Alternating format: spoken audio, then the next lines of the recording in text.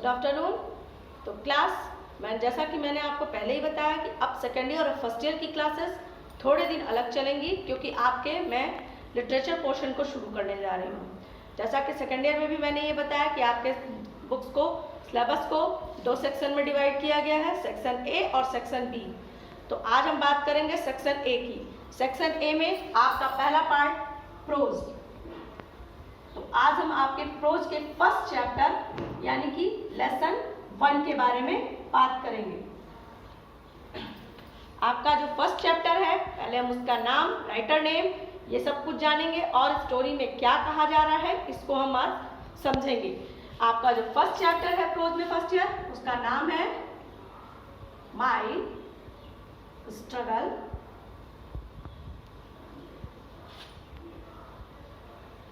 For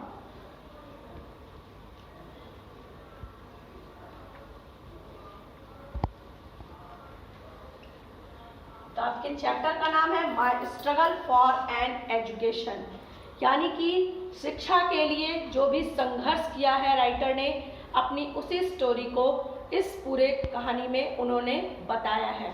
इसके writer जो है, राइटर का नाम है ब्रूकर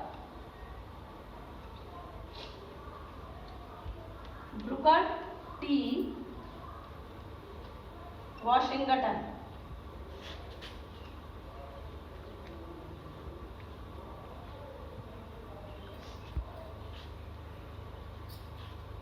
ये स्टोरी जो बेस्ड है आपकी, वो ब्रूकर टी वॉशिंगटन के ऊपर ही बेस्ड है।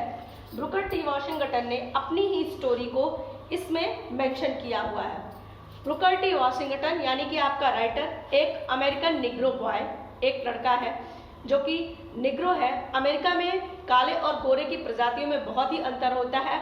वहाँ पे जो गोरे लोग होते हैं वो काले लोगों को कभी भी समानता के साथ नहीं देखते हैं।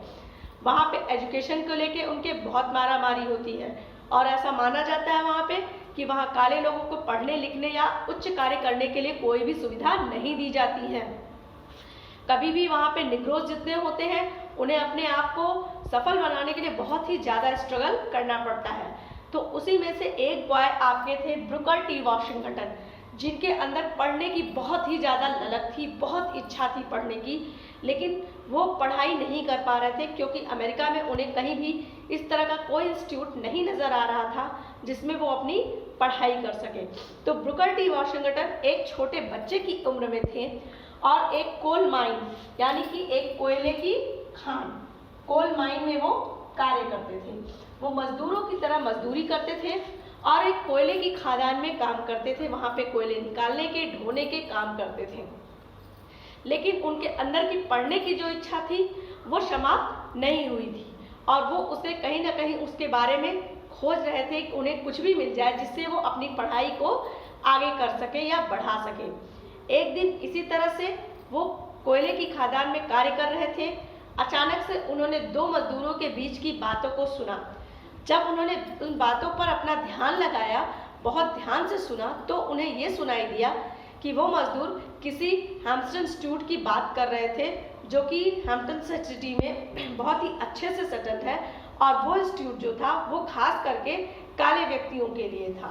ध्यान दीजिएगा, मैंने यही चीज़ कहा कि निग्रो बॉय थे और निग्रो और गोरे लोगों के बीच में अमेरिका में बहुत ज़्यादा डिफरेंसेस होते हैं। तो जब उन्होंने ये सुना कि कोई एक इंस्टीट्यूट खुला हुआ है जो कि निग्रोज के लिए है, यानी कि वहाँ पे काले व्यक्तियों को, काले लोगों को आसानी से पढ़ाया जा सकता है, तो उन्हें एक उम्मीद की, एक होप की लाइट दिखी, एक किरण दिखी कि चलो मुझे यहाँ पे जानना चाहिए, इसके बारे में लोगों से पता करना चाहिए कि वहाँ तक मैं कैसे जाऊँगा, कितनी दूरी है, वहाँ पे कैसे कैसे क्या क्या चीज़ें हमारी होंगी जिससे कि मैं अपनी पढ़ाई को आगे बढ़ा सकूँ। जैसा कि आप सभी जानते हैं, कहा गया है जहाँ चाह है वहाँ राह है। ठीक उसी तर्ज पे ब्रूकर टी वॉशिंगटन उस कोल माइन में दो मजदूरों की बातों को जो उन्होंने आधा अधूरा सुना था उसके बारे में वो आगे पता करते हैं और उसके बाद वो देखते हैं कि कहाँ क्या चीज़ें हैं और किस तरह से अपने पूरे इस चीज़ों को जानने के बाद अपनी पढ़ाई को लेकर उन्होंने कितना संघर्ष किया, कितना स्ट्रगल किया, किस तरह से बिना खाए कई दिनों रात वो चलते रहे, ये हम आपको आगे की स्टोरी में बताएंगे। तब तक के लिए आप लोग लोग ध्यान दीजिएगा। Thank you.